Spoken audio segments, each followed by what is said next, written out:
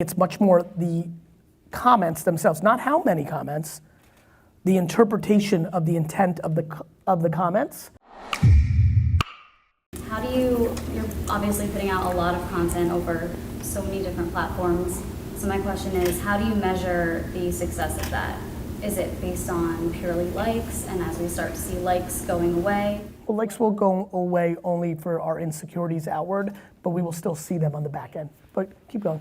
Yeah, so I was wondering what is your way of measuring? My measurement on success is far more qualitative because I'm trying to win on brand. I'm not trying to sell K-Swiss sneakers. I know that I sold 1,000 pairs yesterday on this singular Instagram post, but that is not where my mind goes on, is that good or bad? My mind works this way. When I went to the airport last week and a 7-year-old ran up to me and asked for a selfie, I knew TikTok was working.